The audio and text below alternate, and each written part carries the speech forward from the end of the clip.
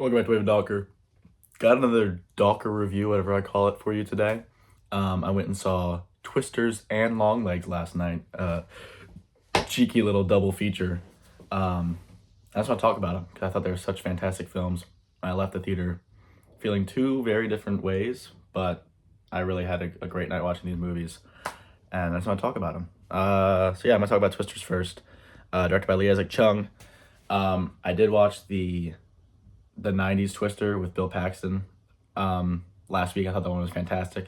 Looked really good. I really enjoyed the practical effects. Like, I watched a video of Bill Paxton like walking through the upside down house that they drove through in the end of that movie. And it was just really cool. Like, I love practical effects so much. I'm curious to how much Twisters used, because this movie looked fantastic and it felt fantastic. But I'm just really curious because I imagine it's mostly special effects just for like costs. But I mean, if it is, I think it's gonna win a lot of awards at the Oscars or be nominated for like best special effects, because man, like it just looked fantastic. And I love practical effects. I'm always gonna wax poetic about practical effects, especially in sci-fi films. But like the special effects in this were just so I can't even fathom how this movie even got made. Like, it just looks so real, and it just feels so real that it's like it was fantastic. Glenn Powell, Daisy Edgar Jones, and Anthony Ramos, I think his name is, from Hamilton. They were the stars of the show here. Glenn Powell is just a stud. He just nails everything he's in. I watched Hitman a few weeks ago, and he was phenomenal in that. And watching the behind the scenes of him like goofing around on set, playing all the different characters, like all the different hitmen, and that was fantastic. I've yet to see anyone but you. I watched Top Gun. He was great in that. Like, he played such a good, like, cocky kind of Air Force pilot as he was. I thought he was great in that. But he's just such a star, and it's cool to finally see him, just like take over. Like, he's just in everything now, and I'm not complaining. Like, he's one of those Hollywood stars that I'm just such a big fan of, and like it's cool to see him finally getting, just like this big chance, like, and it's cool like seeing him like in Spy Kids 3, in Dark Knight Rises, and then now he's like, finally this huge star. Yeah, I mean, he was fantastic. He nailed it. I really enjoyed his character in this. And then Daisy Edgar Jones. This is the first thing that I've seen from her. And I thought she was great. She looked a lot like Laura Marano and Austin and Ally. Like, I kept like at every different angle, especially when she had like the blonde hair. I was like, that looks like Ally from Austin and Ally. But she was great. And I saw a TikTok talking about her like Oklahoma accent, how it like slips in and out. Like, she would just have like one or two words that just are super strong Oklahoma, and then the rest of it would just be kind of just typical American girl accent. But I mean, I thought she was really good. And Anthony Ramos, I've only really seen him in Hamilton. I'm not really familiar with much of his other stuff. I know he's in like that. I think he's in that like Brooklyn musical with Stephanie Beatriz. Maybe I'm making that up. I don't know. But I thought he was okay. The character he played was just like a kind of I don't want to say like the parallel to Joe from Twister. Like, like he also survived that F5 in the beginning of the movie. And then Daisy Edgar Jones goes to New York, and then he goes up to see her, and it's like, hey, I got this, big thing, like, blah, blah, blah, blah. Like, it's like the same thing with, Bill Paxton being like, oh, I'm not back, but oh, the Dorothy, we figured it out, and it's just like that whole thing. But I thought he was good, and his redemption arc towards the end was great. David Corenswet is also in this. He's playing the new Superman in the James Gunn film next year. This is the first film that I've seen from him as well. I thought he was great. And like seeing him on the big screen for the first time, I was like, dude, this guy is totally Superman. Just like the build, the demeanor, the voice. Like, I'm very excited to see him play Clark Kent as well as Superman. But yeah, I mean, all in all, I thought this one was great. My biggest gripe, I think, is just the country music needle drops. Like, I've never heard any of these country music songs before. And I forgot to look it up after the film, but I honestly feel like they could have been all made for this movie. Like, they just didn't really have, they just kind of felt like rushed together, like AI generated, like songs about Oklahoma, songs about storms. Like, I mean, there's a song by like Jackson something from when I was growing up called, I think I Need a Storm Warning. I thought that'd be a great song for this, but I guess, they didn't think that or didn't get the rights. But yeah, I thought the needle drops were probably the weakest part of this whole thing. But yeah, I mean, the Tornado Wranglers were cool. Like, they kind of had this like total redemption arc. Like, they were built up as these kind of like cocky, YouTube like influencer people who have kind of, they kind of get demonized a little bit. I feel like in films and TV where it's like, oh, you're an influencer, like you're kind of profit off, blah blah blah. But it's like no, like and then they kind of like they see the Wranglers and like they kind of have they had very similar notes to Carrie Elwes and his character and his group from the first Twister, where it's like they kind of just follow wherever Joe is going, and then in like the first tornado that shows up when the Wranglers and Stormpa are there, Tyler Owens, Glenn Powell is talking to Daisy Edgar Jones, and he's like, "Oh, what store should we go to?" And then like she's like talking to him, and then they go to the wrong one, and then they come back. Like I was like, "Oh, okay." Like they kind of set it up to be very parallel to the first film, but then they had this whole kind of spin like once, and it's like I'm I know it's definitely done up for the movie, but it's like, damn, I can't imagine living in Oklahoma and experiencing a tornado every day, and then a town just gets destroyed all the time. Like, dude, that's awful. Like, why would you live in Oklahoma if it just keeps getting destroyed like that? But all in all, I thought this film was fantastic. It was very exciting. I was like doing this a lot in the theater, like just like bracing for the big impact.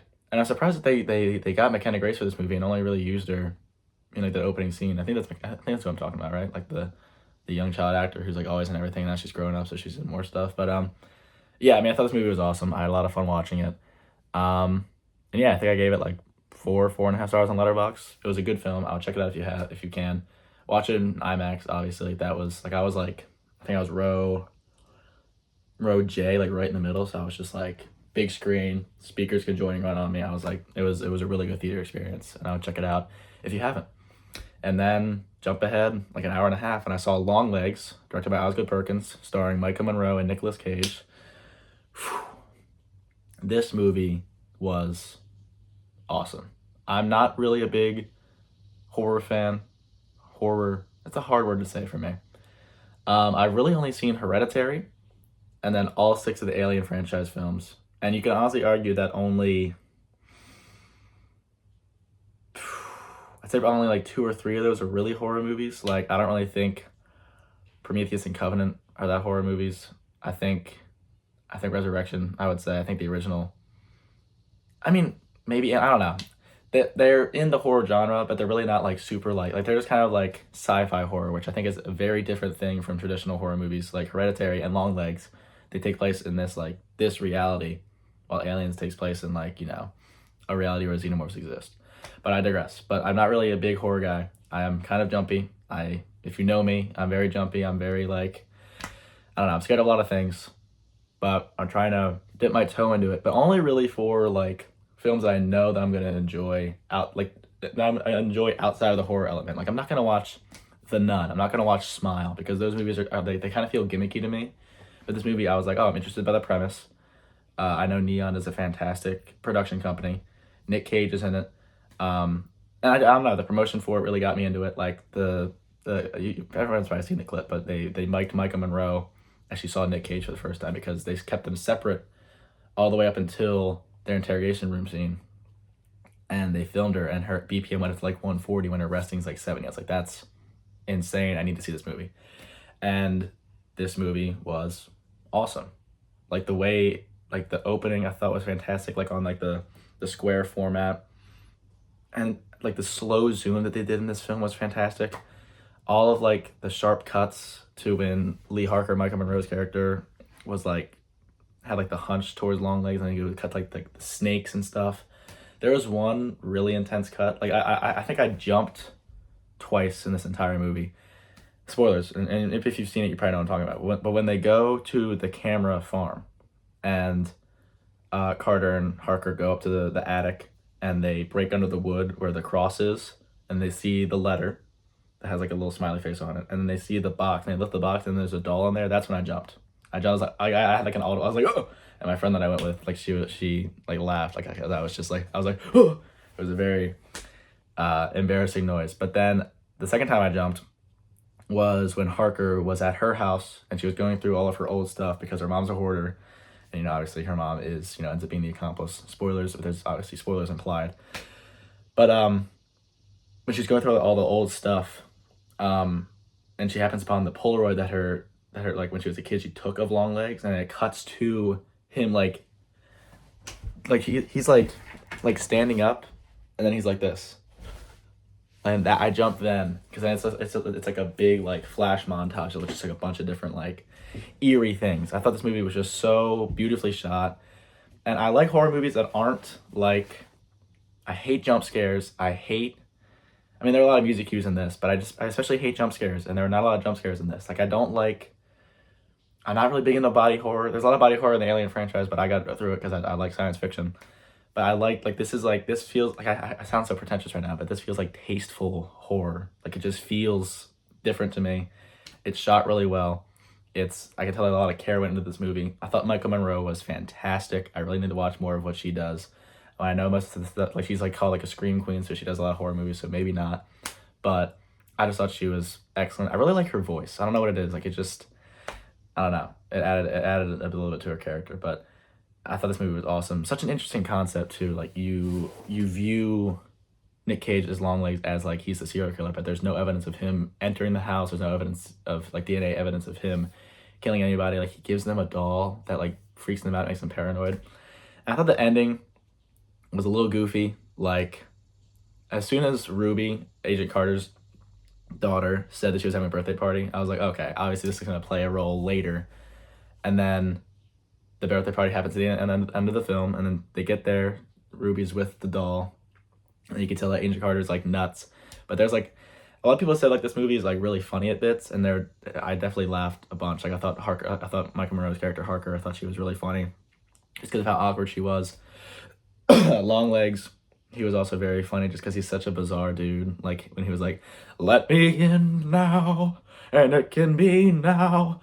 Like I thought that was really. I laughed audibly then. Like there's just a lot of very goofy parts, but there's a bit where Agent Carter's talking to his wife. He's like, "All right, let's go to the kitchen," and like she's like, "Oh, okay, I'll be right back. I'm such a terrible hostess." It's like, "No, I'll be back. You'll still be out in the kitchen." I thought that was really funny, just kind of downplaying that moment, just because like Harker's gonna figure a way out of it.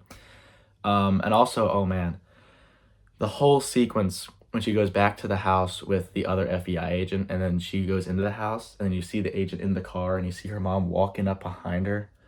Oh my god! And then like you see Harker like looking around, and she looks out the window and she sees her mom, blow the agent's brains out, and then she's like, I thought this movie was just great.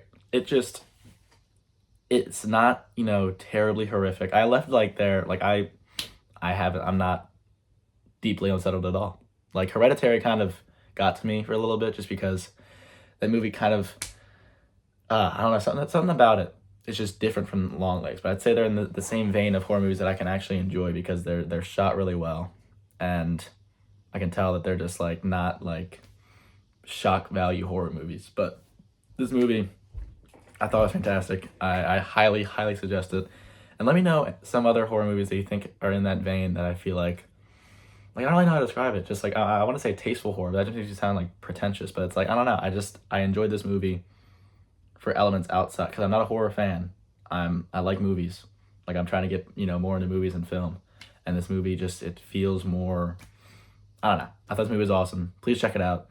Nick Cage is wonderful in this. Like he just disappears, and like it's like that makeup is just ridiculous, and it's. I think I give this movie like 5 stars out of 5 on Letterboxd. Like it was awesome. It was a really good watch. Check it out if you haven't. But yeah, that's the Twisters and Longlegs double feature. I don't know if it's a double feature technically because I saw Twisters at 4, got out the theater at like 6:20, and I got dinner, and I went back for 7:45 showing. But I saw 2 movies in one day. I've never done that in a movie theater. It was a lot of fun. I would suggest it honestly. Those are 2 films to watch back to back. I honestly regret not seeing Longlegs and then Twisters, but I mean, like I said, Twisters or Longlegs didn't really deeply unsettle me. It's just a really good film. But oh yeah, like and subscribe. Let me know some movies I should watch in the comment section below, and see you guys in the next one. Peace out.